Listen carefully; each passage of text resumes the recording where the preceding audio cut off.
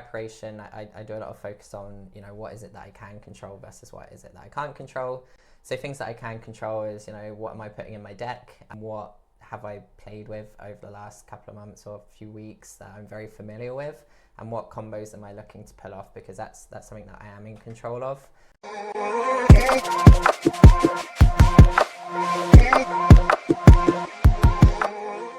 Hi there, and welcome back to TCG Psychology. I'm Brittany Cassidy-Rice. And I'm Cassidy-Rice. And we're here to do another video about TCG Psychology. You might have seen me a few weeks ago when we posted the seminar video. I'm back to do a slightly different type of video than we've done before. I'm going to be interviewing Miles as a TCG player and asking him some of the questions that you might be experiencing as a TCG player, and then he will answer from his own personal experience. So, to start off, what is your background as a TCG player? So I recently got into Star Wars Unlimited. So when the game was released last year, I think I got it for my birthday as a present and got hooked onto the game from that point. So then I started attending weekly plays at my local game store, and since then started traveling to competition. So if you're a Star Wars Unlimited player, you might have seen me at various planetary qualifiers or sector qualifiers around the UK. And you can thank me for that because I'm the one that bought it for you for your birthday. So I guess you're the reason that I'm yeah, and here we are. Awesome. Question 2. What first got you interested in playing competitively? So you initially started, you liked the cards, you liked the game, you sort of played TCGs before. What made you decide to change and become more competitive in the event? Yeah, so I'm a football player by trade. I always played football growing up and was always very competitive as a football player. So naturally, when I was introduced to the competitive scene of TCGs, I have had the drive to just go and do as best as I can at competitions, and I'm always looking at the next opportunity to achieve better results and see where I can push myself to in the competitive scene. Awesome. Yeah, I enjoyed those as well because we've done a lot more traveling because of it recently. Okay, so now something that all TCG players think about, definitely I think, would be what are your strengths and limitations? I'm very quick to come up with my own limitations, but what are your strengths and potential limitations as a TCG player when you play? Yeah, my strengths are I'm able to remain calm when I'm playing. I don't get too overwhelmed by situations too often. I'm not saying that never happens. I've definitely had times when I felt overwhelmed. But typically, even during competitions, I'm able to stay relatively calm through the rounds. And then also being able to spot different strategies and stuff as I'm playing. For those of you that play Star Wars Unlimited, you know it's very dynamic gameplay in terms of I'll take an action, you take an action. So being able to adapt and adjust on the spot is something that I do fairly well. Some limitations that I have, it takes a lot of time and research to prepare for tournaments and know the meta and everything, so I don't have as much time to prepare as effectively as some players, so I'd say that's one of my limitations right now. And then also, I guess, something that I've noticed in when I've gone to competitions is I'll get to a fairly good X2, for instance, but there'll be rounds early on in the day that I lose that I probably shouldn't, and then that gives me worse tiebreakers when it comes to that top cut, and I don't usually make it to top cut because of how I perform earlier on in the tournament compared to later on in the tournament. That kind of makes sense.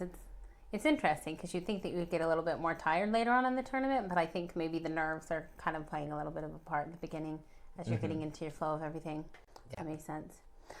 Okay, so what do you want people to think when you sit down and play in a tournament as a TCG player? Like if I were playing against you, what would you want me to be thinking? Yeah, I would want them to think that I'm good at the deck that I'm playing. So I want them to leave that round thinking, oh yeah, that was a good mono Han 1 yellow player is what the deck that I currently take around with me. So I want people to think, oh yeah, that guy knows his stuff with that deck. But also I want them to go away having enjoyed that experience, even in the competitive tournaments. You know, I'm there to have fun as well as compete, and competing to my best is part of having that fun, and I want others to enjoy spending that time with me as well, and regardless of what that result is. So as long as we've had a good match and a good game, that's what I'd like others to think of me. Perfect. Okay, so As a TCG player, as you've become more involved within the TCG environment and playing competitive, what are the things that you find that give you the most enjoyment and fulfillment as a player? What keeps you going back? What keeps you going to the tournaments and the competitions that you are? Yeah, when it comes to TCGs, what I love most about it is the big tournaments aren't every week, like you have that opportunity to showcase your skills like once every few months, maybe for the bigger tournaments, or once every couple of months, and depending on how much they have planned. So being able to test myself and see what I can do at each of those tournaments is something that I really enjoy and why I keep coming back. So the opportunity to grow and develop as a player and bring in new decks and refresh what my deck is currently doing is really enjoyable for me. And just in general, changing nature of TCGs, you never face the same deck exactly twice. Players play their decks differently and they'll use different cards, and especially as new sets release and you get new cards into the card pool, it's all just so dynamic, and that puzzle and that problem solving of trying to figure out how you're going to approach tournaments and players, etc. That's just what I find really enjoyable and challenging as well about TCGs. Yeah.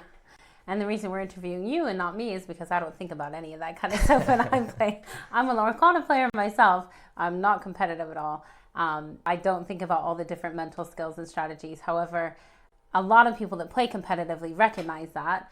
And that's why I think having videos like this and having some of these resources can be really helpful as you're considering some of those very specific things and thinking about how you adapt and develop and change and grow as a TCG player.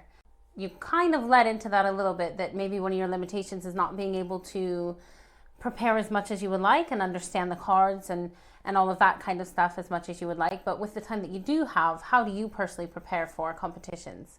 Yeah, so just because I don't necessarily have the time to look at meta, etc., what's going to come up in a tournament, doesn't mean that I can't just prepare and control what I can control. So when it comes to preparation, I do a lot of focus on, what is it that I can control versus what is it that I can't control. So things that I can control is, what am I putting in my deck? What have I played with over the last couple of months or a few weeks that I'm very familiar with? And what combos am I looking to pull off? Because that's something that I am in control of. I can't control potentially what decks I'm going to be playing against. Even if there is a high percentage of a certain deck, doesn't necessarily mean you're going to be paired up against those decks as well. And then again, same with the sideboard, what can I control, in general, if I'm going to come up against certain archetypes of decks, what cards am I going to switch around in my main deck with my sideboard that will counter those decks. So again, focusing on what I can control in terms of my own deck building, etc. And then the night before a tournament, making sure that deck list is submitted. I don't want to be leaving that till right before the tournament. I like to just lock in at least the day before so I'm not second guessing myself. And then preparing like my playmat, snacks and drinks for the day. That all goes into my bag the night before, so that the morning of I'm not rushing around last minute to try and grab things, and I'm ready to go. And then morning of the tournament, grab the bag, travel to the tournament. And then if we're talking about just before the tournament starting, I'll typically just try to get myself into the right mindset. So I do things like centering. So if you've not heard of centering, it's finding a center point in your flow, I guess you could say, in your body, and focusing on that center point so that you're calming yourself down and preparing yourself mentally. So what's an example of like a center point that you might use? So you focus all your attention onto the center point of your body. So you're thinking about that central aspect. You can do it sitting or standing, but typically I'll probably be sitting. You can do it standing as well, but I'll sit down. Make sure you have a good posture. Feet shoulder width apart, etc. Straight back. And then you just bring your attention into the center of your body, and that's just grounding you into that moment, really. Right.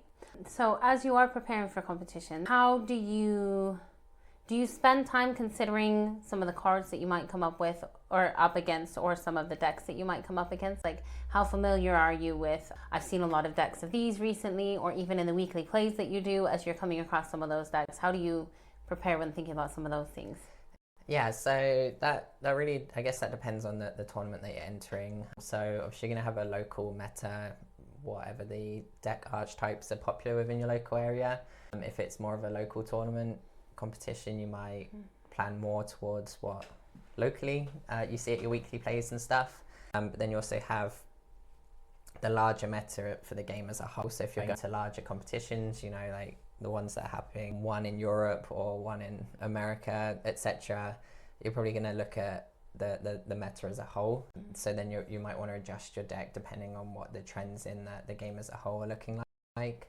So when it comes to preparing for tournaments that I go into and looking at those decks, again, if it's the local meta, I'll look at what's working against the local meta, and I personally stick to one deck and just practice that deck really well so that I know that deck inside out when it comes to playing in the tournament, because that gives me confidence, and I just adapt that deck depending on, you know, what the meta might be shaping up for in the local area. So again, maybe that shifts the way that I set up my main deck versus my sideboard, but I'll keep the same base deck that I'm working with. And then same again if we're going to a larger scale competition.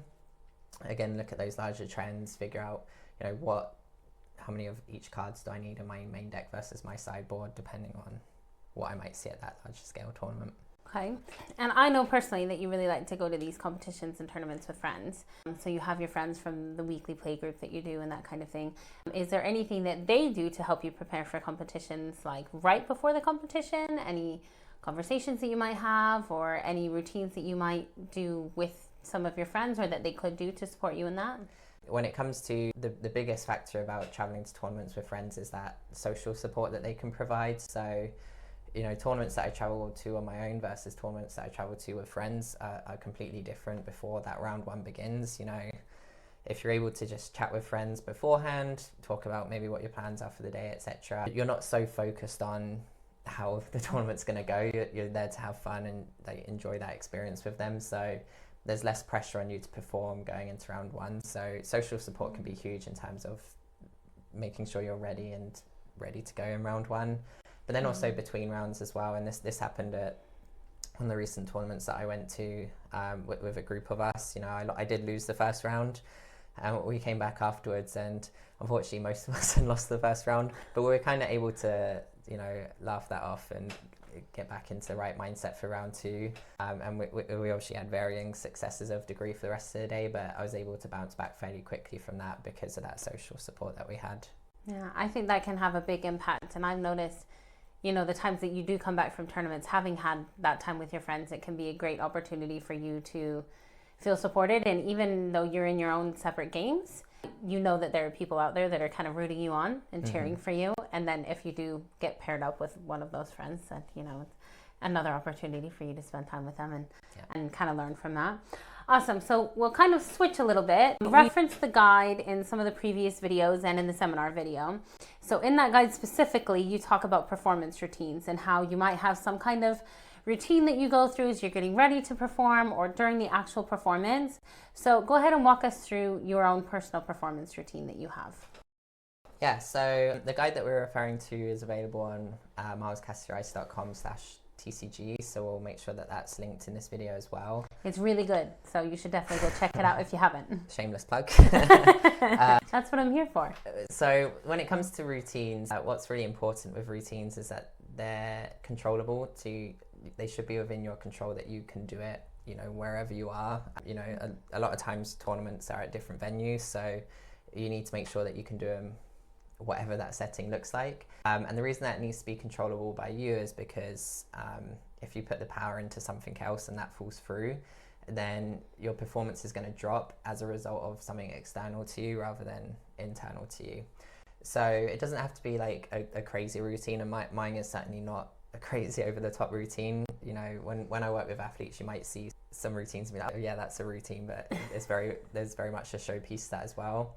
My routine is when I sit down at that table, I'll put out my playmat, obviously, and then I'll put my base down first, then I'll put my leader down, then I'll get my deck out and place it on the playmat, then I'll get my tokens out, and then head into, you know, shuffle deck, split deck, etc. So again, it's not crazy, but it's consistent and controllable by me. You know, I know when I'm putting that the base down first, this is me starting to lock into this round. Then I put that leader down, and going through those same actions over and over again just helps you feel in control of that situation and make sure that you're psychologically ready for that round to begin.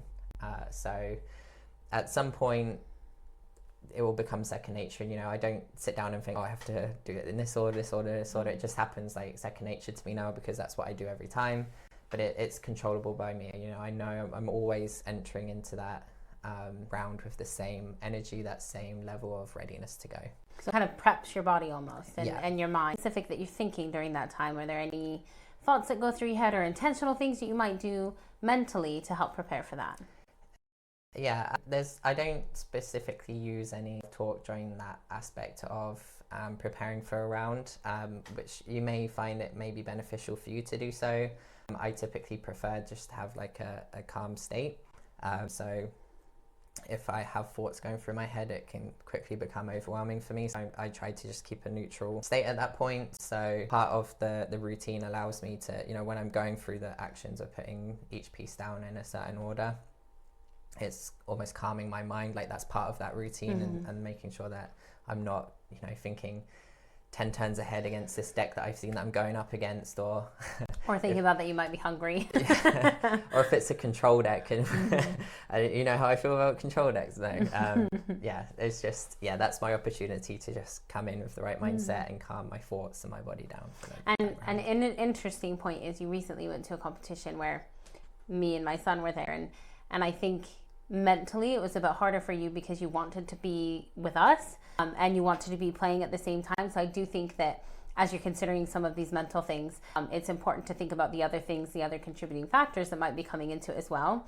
So if you're going for the purpose of wanting to play and wanting to focus, considering the different things that you're doing and getting yourself and your mind into that state, I think can make a big difference as well, because sometimes we forget the impact that other things can have on us.